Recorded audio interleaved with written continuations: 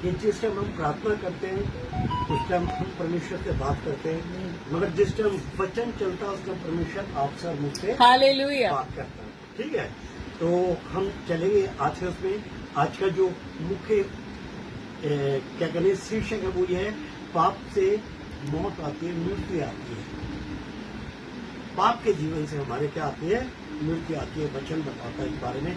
आइए देखते हैं परमेश्वर की धर्मशास्त्र बाइबल इसके बारे में क्या बताते हैं। जी हाँ, लूका 15 उसका 32।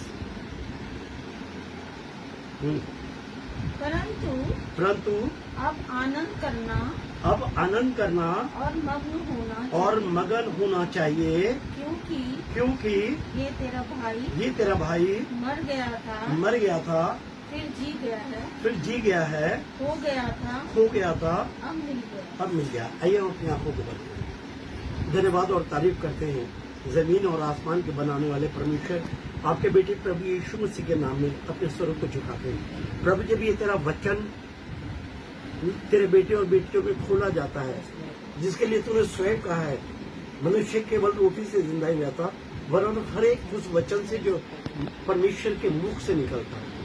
प्रभु, ये वचन तेरे आत्मा में लिखे हुए हैं, ये तूने खुद लिखा है अपने दासों को।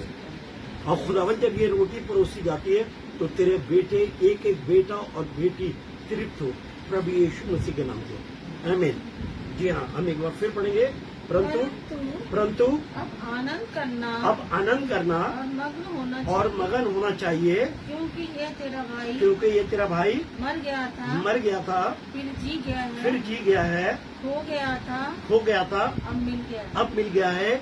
ये जो वाक्य है, क्योंकि बाइबल में कहानियां नहीं है। कहानी तो आदमी सोचता है और फिर कहानी को लिखता है। बाइबल में कहानियां नहीं है, बोलते तमाम वो सच्ची बातें हैं जो गुजरी हैं, जो हुई हैं। इस वाक्य को हम बहुत बार सुन सके कि एक दूसरे बेटा था जो अपने पिता से अपनी सारी संपत्ति लेकर और जाके एक दूसरे देश में, और उसने तमाम अपनी संपत्ति पाप में और उस मृत्यु के करीब, जो इसके लिए बोला है कि पाप से क्या होता है, मृत्यु आती है, पाप से मौत आती है। और इसलिए उसने ये वचन बोला कि क्या है कि ये तेरा भाई मर गया था, क्योंकि ये क्या है, पाप में चला गया। ये पाप में चला गया।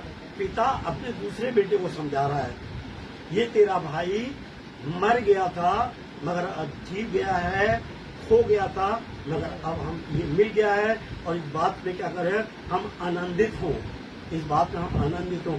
जब ये छोटे भाई ने अपनी सारी संपत्ति वेश्याओं में और तमाम बातों में और तमाम पाप में गंवा दी, तो वहां लिखा हुआ है, और उसको ना एक सुध आई कि भाई पिता, मैंने तेरी नजर में और स्वर्ग की नजर में क्या करा है, पाप किया है। उसको सुध क्या आई कि मेरे घर में तो सारी चीज का आराम है, मगर मैंने अपने पिता की नजर में और मैंने स्वर्ग की नजर में क्या किया है, पाप किया है। और जब इंसान पाप में चला जाता है तो वहां लिखा हुआ है कि ये मर गया था। पाप से मृत्यु आती है, इस बात को हम जानते हैं। प्रभु का वचन हमें बताना मांगता है कि इंसान को, मनुष्य से हमेशा दूर रहना चाहिए, कभी पाप नहीं करना चाहिए। पाप का मतलब ये नहीं हम किसी का कत्ल कर रहे हैं या कुछ कर रहे हैं।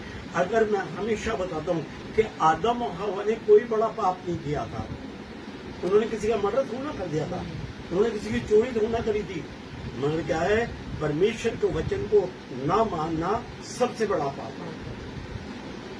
परमेश्वर के वचन को ना मानना सबसे बड़ा पाप है। इसलिए बड़ा जरूरी है कि हम परमेश्वर के वचन में बने रहें। हम परमेश्वर के वचन में बने रहे। यीशु मसीह उन लोगों को जब कह रहा है कि जा, तेरे पाप माफ हुए हैं, अब दोबारा पाप मत करना। लोग कह रहे हैं ये कौन है जो इंसानों के गुनाहों को माफ कर रहा है? यहाँ तो सारी जिंदगी भेड़ और बकरियां और बैल और ऊंट और ये सब काट काट के बलिदान कर रहे हैं, कुर्बानी कर रहे हैं, और तब हम क्या कर रहे हैं, पाप की क्षमा मांग रहे हैं और ये खुदा के आगे चढ़ा रहे हैं। खुदा के वो आपके बैल बकरियों की खून की कोई जरूरत नहीं है, उनकी आमीन। बलि की कोई जरूरत नहीं है। वो कह रहा है ये तो सब कुछ मेरे ही, तुम मुझे वापस कर रहे हो। खुदा के वचन में हम पढ़ेंगे तो खुदा ने एक जगह लिखा है कि ये सब कुछ तो मेरा है, तुम ये मुझे दे रहे हो, इससे मैं थोड़ा खुश होऊंगा। इसलिए प्रभु यीशु मसीह ने आते के साथ बोला मन फिराओ क्योंकि स्वर्ग का राज्य निकट है।